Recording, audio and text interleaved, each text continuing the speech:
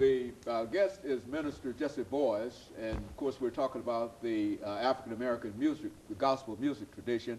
But Reverend Boyce and Reverend Minister Boyce, let me see if we can sort of get you back into some of that information that you were giving us earlier in reference to the African American tradition by talking about your participation in this African American music tradition, because we know that a large number of folks would like to know where do they start, or how could they start in terms of becoming involved not only in gospel music, but in music, period. And I think that you've got a lot of excellent information that we'd like for you to share with our audience today. Okay.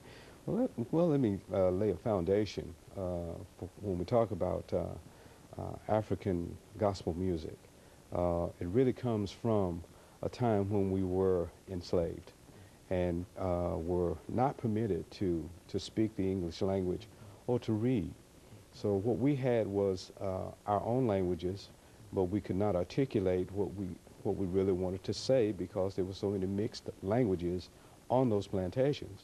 So we had moans, groans, chants, out of which our tradition began, and a lot of those moans and groans and chants became songs, like Wade in the Water,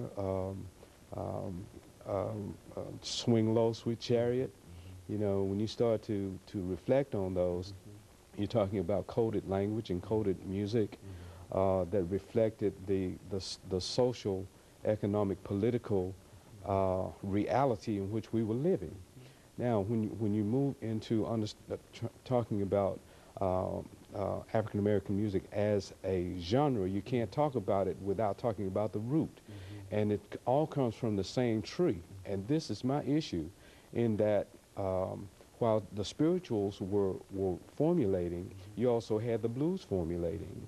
And on the plantations, it was very difficult for one to talk about their reality because it was considered to be the devil's music. And the blues has never been the devil's music, because music, all music, was given to us by God. It has been perpetrated from the pulpit, and persons have been ostracized from the church from just not being able to talk about their reality in America.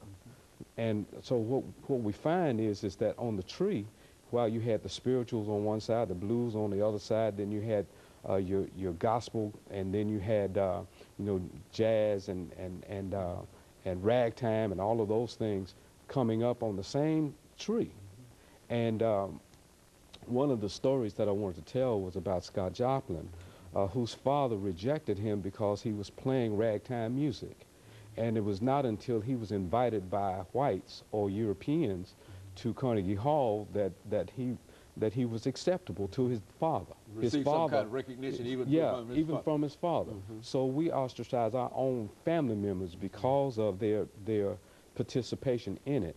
Now, what makes it, I think, inconsistent with our spirituality is when we distort the sexuality aspects of it, or we distort some aspect of the lyrical content, which is not godly.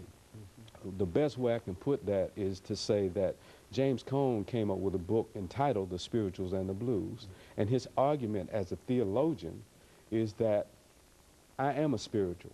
I mean, I am the blues, but my life is a spiritual. That is to say that we live the blues. Some folk don't want to